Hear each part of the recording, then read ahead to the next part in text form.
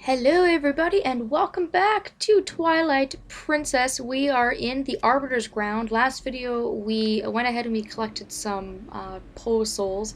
We have 3 out of 4 we need to be able to continue on throughout the temple, and Link is on a chandelier. So let's just go ahead and continue on. We need to find that last Poe soul, which hopefully is not going to be very difficult to find.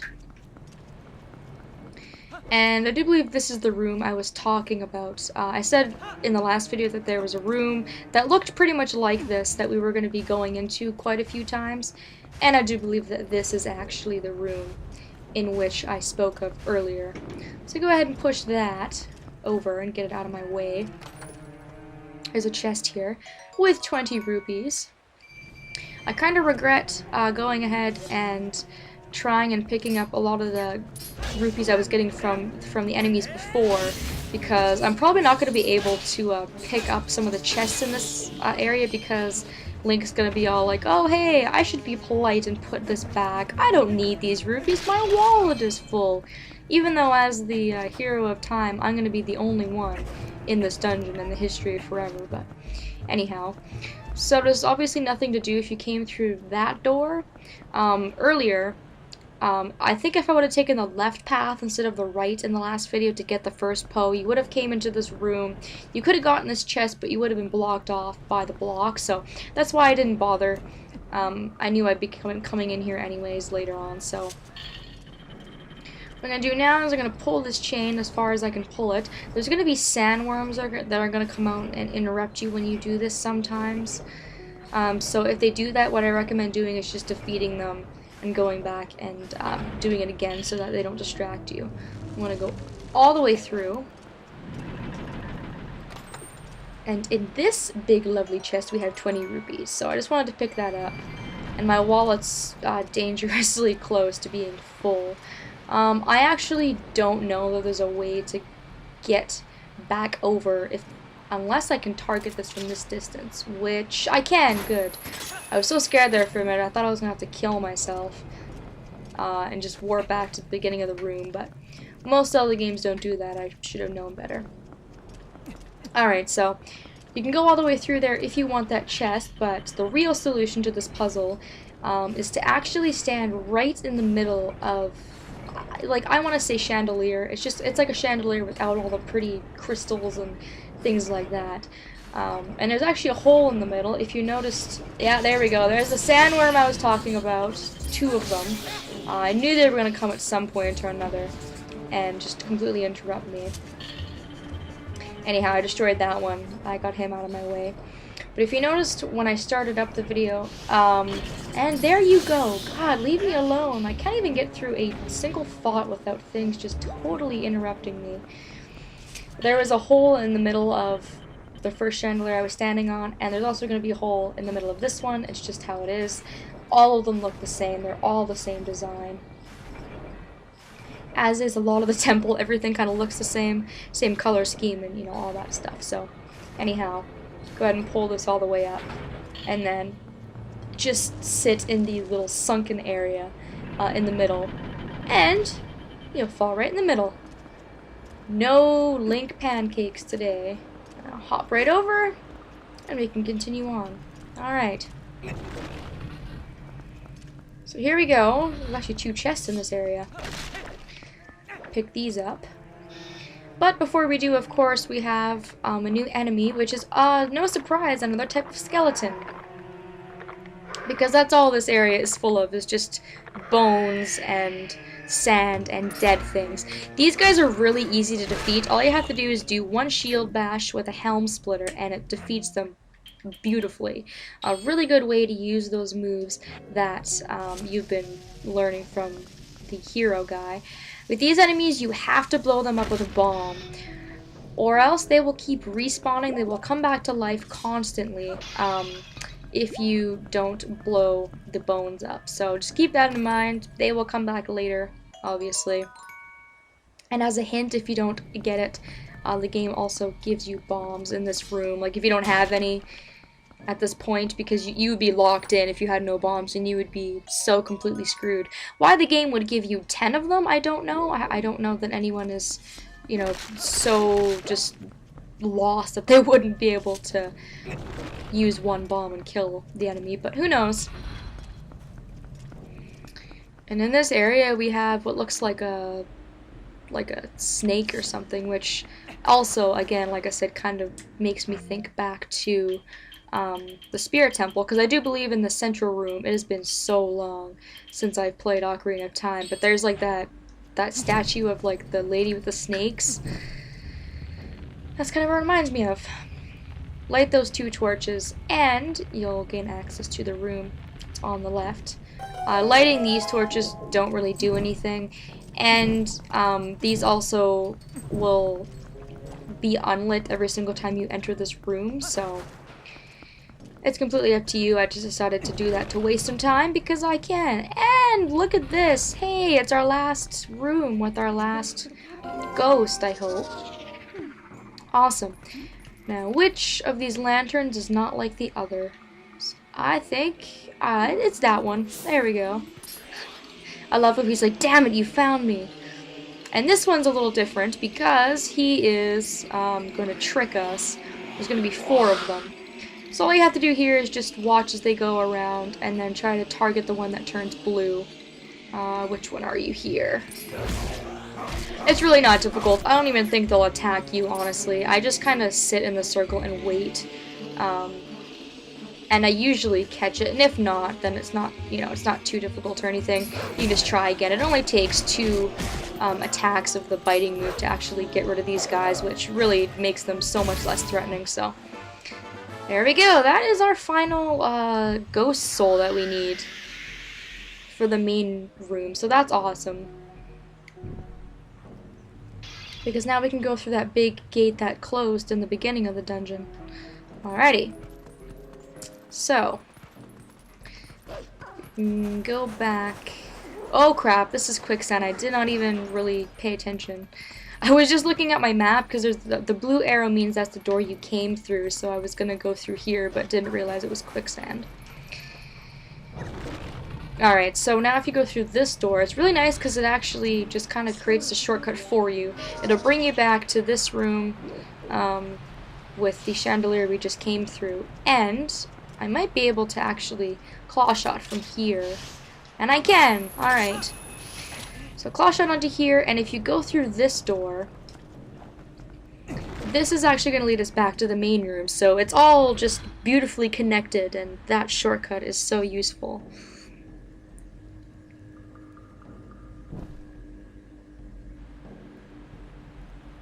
So there we go. Dun dun dun. Come further into the prison. Awesome. Alright, so like I said, the dungeon map is in this room. I just didn't grab it before. It's actually over here. Please get up, Link. No, get up. There we go. These guys are annoying. Get out of my way. Ah, so irritating. I just want to pick up my treasure, and you just won't let me. So dungeon map is right here in plain view. For some reason, and this doesn't make any sense to me, but this is, like, this dungeon, like, is very, very big, and there's a lot of rooms, but for some reason, mostly all the treasure that I can think of, it's all really easy to find. There's also one on this side, and this treasure actually has our first piece of heart, so we only have 1 more to find after this. And we also just got another heart container, so yay, we're almost on our 2nd row. I think we need 1 more in order to get on our 2nd row, so that's pretty exciting stuff. But yeah, for some reason the treasures in this area are just like super insanely easy to find. I'm not complaining, but it was just kind of an observation I made when I was going through here. So let's continue on. I think we're pretty much done with that first bit of the dungeon, and I managed to collect all of the treasures, I do believe. That was actually, you can see, we were only in there for like 1.5 videos, but that was a lot of rooms for us to cover, so we still have quite a bit to go in this area before we're done, so. Alright, enough of my babbling, let us just continue on Take care of you. Ow. See, this is what happens if I don't take care of enemies. They just come along to haunt me and take care of you, get you out of my way. There's this particular looking kind of gear mechanism on the floor, if you guys can see that. But I don't have any item in my inventory that looks like a gear, so I can't do anything about this yet. And across the room is, of course, our boss key taunting us because there's absolutely no way that I can get to it from here. It would just be a big black pit of doom. So we are forced to go this way, and this way we shall go. Alright. I actually kind of like this room. This room is kind of funky. If you look down below, and I think this enemy's going to attack me. Yes, he is. Not going to even let me finish my sentence, are you? How rude. I think that's the only one around here, though. If you look down below, you see there's like a bunch of rooms, and there's like a little, it almost looks like a spinning mechanism with a little kind of lever at the bottom. So, what you can do is you can either claw shot your way down, or you can do what I did and just make Link fall flat on his ass. And what you can do is you can kind of just slowly inch your way up this kind of like beam slash pillar sort of thing by pushing forward, and you'll be able to go into each room and see if there's anything in it. I personally think it's really cool. I don't know. I find this interesting. Some people might find this really annoying, but I kind of like it. So there we go. You gotta go around. Obviously, it's not gonna let you just go on forward and get this chest because that would just be way too easy. And there's a small key. So, I don't think I'll waste time by going up to every single floor. The only thing you really need in this area is the small key. Now that you've grabbed the key, instead of making the platform go upwards, what you're going to want to do is keep pulling it until you go to the very, very, very bottom. And once you get to the bottom level, which I think is here, you just use the small key on the door, which is pretty much the only way you can go. So logically, you're just looking for a door in that area. Alright, so here, you gotta watch your step because depending on where you step, there's going to be spikes that come up. This is also sort of a maze, so you want to pay attention to the pattern of this room because it will become important later on.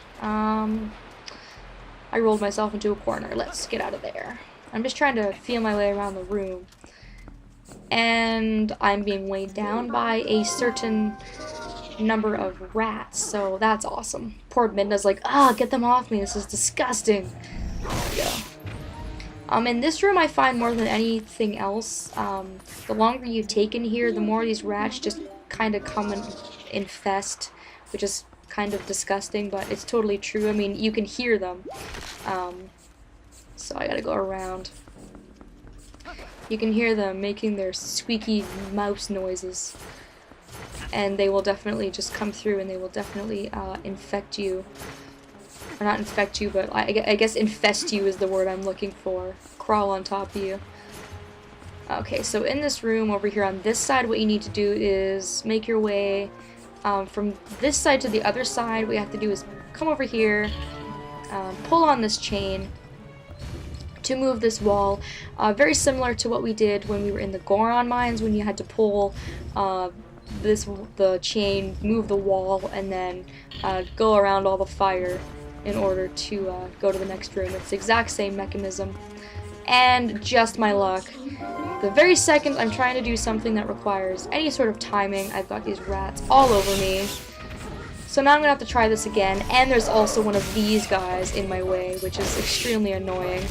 So I'm going to see if I can get rid of him without him screeching at me, which actually is working so far for some reason. I don't know why. Maybe it's because I'm a wolf, he's not screeching, but I managed to take care of him without any sort of trouble, so that's interesting. Take care of you. And is that it? Yes, that's it. Okay. Every time I try to do something important, it's distractions like this that just slow me right down. Attempt number 2. Let's try this again. Let's pull this out. All the way through. There we go. And book it, Link. Run, run, run. Over to the other side, on this platform, on this one, and through the door. There we go. That's much better. That's what I like to see. You can see over here there's like an interesting sort of track mechanism with these little spikes running along it. So you kind of have to time your jumps with the spikes. In that case, I could have like went after it and jumped onto either side, but you can jump right in the middle too. That works. Wait for these bugs to crawl all over me. Get rid of them. It's kind of weird because it's like rats when you're a wolf, but then there's bugs when you're a human. It's kind of weird that they have like a mechanism for both human and wolf. And here's Uku! Wow, you're here awfully late in the dungeon. We find you earlier than this usually, but I don't ever use you, Uku, so I guess it doesn't really matter, honestly. But here we are. Here's Uku. Stuff her in our pocket. And whatever room this is where I'm going to leave the video off. I'll leave the video off with all these bugs crawling towards me and on me, and hopefully we'll be able to get closer to finishing up this dungeon. We should only be here for a few more videos at this rate, so thanks for watching, everybody, and I hope that I will see you next time.